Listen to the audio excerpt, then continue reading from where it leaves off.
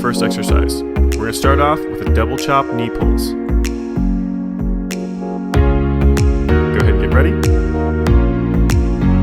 And begin. You're going to start with those hands directly above your head, then draw one knee up across the side of your body while pulling those hands down to the outside of that leg. You're going to do that motion twice, pull that knee up and bring those hands down, and then you're going to switch over and do the same thing on the opposite side. Just keep alternating back and forth, moving relatively quickly, making sure you're trying to get as much range of motion out of that knee as you can, really trying to get it nice and high.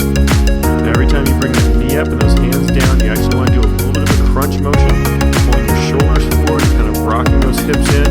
You should feel this quite a bit in those abdominal muscles and that hip flexor, that hip joint, as well as into those obliques a little bit from that rotation motion through your shoulders every time you come down to the outside of that leg.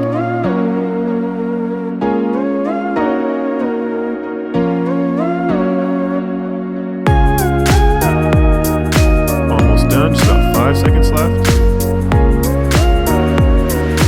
And go ahead and let it relax. Alright, let's move on to the next one, the torso twist jabs.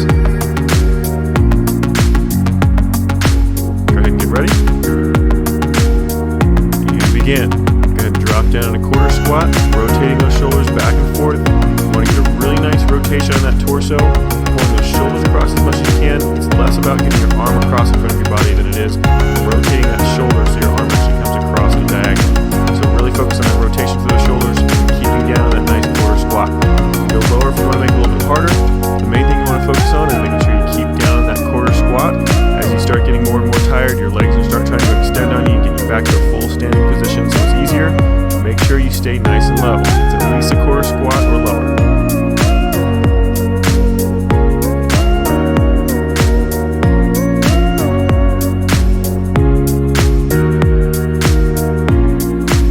And just about 5 seconds left. And let it relax. Alright, move on to the next one. The standing toe touches. Go ahead and get ready. And begin. Bring those arms straight above your head. You're going to bring one leg up straight in front of your body, reaching with the opposite hand down to the top of that toe, stretching forward out to that toe as far as you possibly can, rounding those shoulders forward just a little bit. You want to get a nice tight crunch in those abdominal muscles. You can feel it also in your hip flexor, the front of that hip, as well as the top of that thigh. So make sure you're getting as much range of motion as you can. Now you might not be able to actually touch your toe like Kelly's doing here, but you do want to focus on trying to get as much range of motion out of this as you can. You want to keep that leg as straight as possible, while at the same time crunching down towards the toe as far as you possibly can.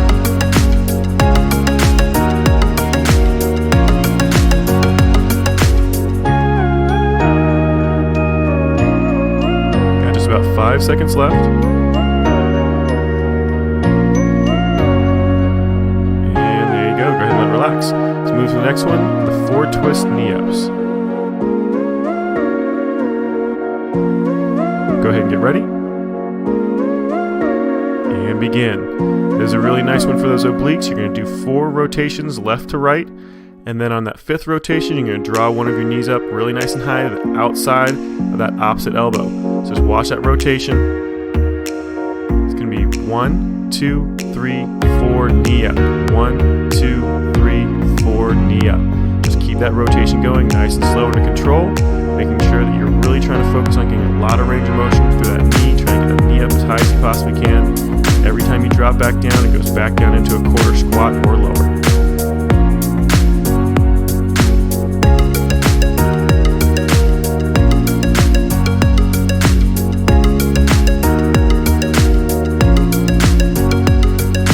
And we're almost done, about 5 seconds left. And let it relax. So let's move on to the next one, the crossover toe touches. Go ahead and get ready. And begin. Bring those arms straight up out from your sides. You tip forward and rotate those shoulders at the same time. Bring that hand down to the outside of that opposite foot. Then you're going to come back up, nice straight position. Then you repeat that motion just over to the opposite side. Keep rotating back and forth, getting a nice rotation on those obliques. Using those obliques to crunch yourself to the side as far as you possibly can. Getting as much rotation through those shoulders as you can.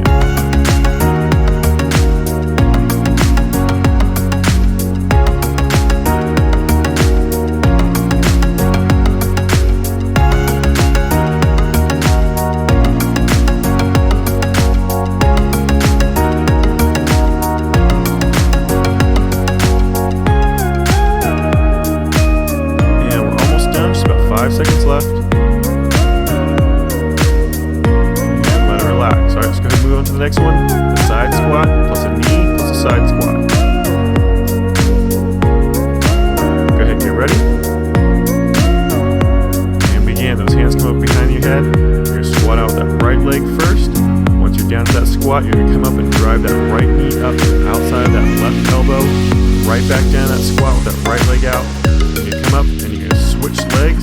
Bring that left leg out to the side. Drive that left knee up. Right back out with that left leg out to the side in that squat. Then come back up again, switching back over to the right. Just keep alternating back and forth. Focus on getting a really nice high drive with that knee every single time you come up in that middle. Making sure you're rotating those shoulders, getting a little bit of a oblique twist as well every time that knee comes up.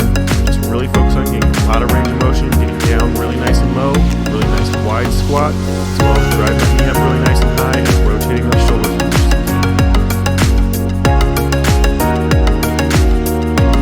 And just about 5 seconds left. And let it relax. Alright, let's go move on to the next one, the slow-mo rotations. Go ahead and get ready.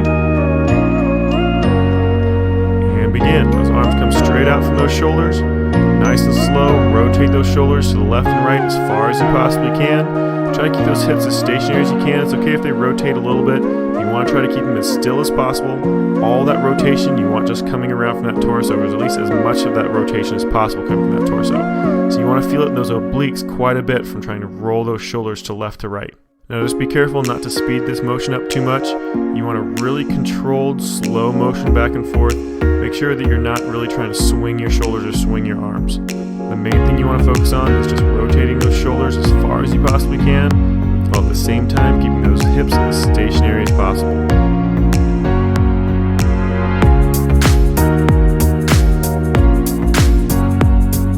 And just about 5 seconds left. And let it relax. So let's move to the next one, the tap jacks.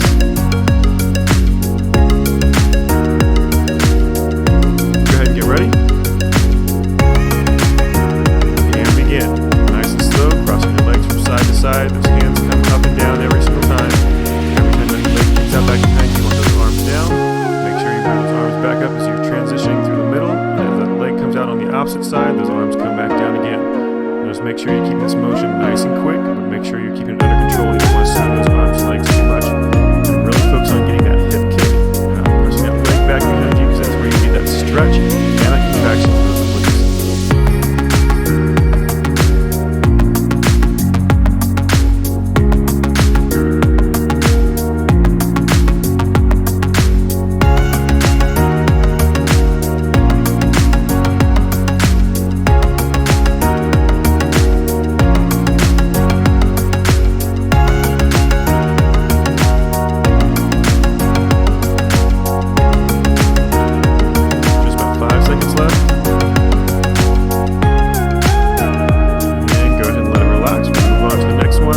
Side bends. Go ahead and get ready. And begin. Those arms come straight out to those sides, tipping left to right as far as you possibly can. I'll try to get down as low on that leg as you possibly can. Really stretching out those obliques as well as contracting as you start coming back up. This is a really good one for that adducting oblique motion as opposed to that rotational oblique motion for twisting. It's really good to contract and tone those outer obliques along that base, that rib cage, and crest that hip.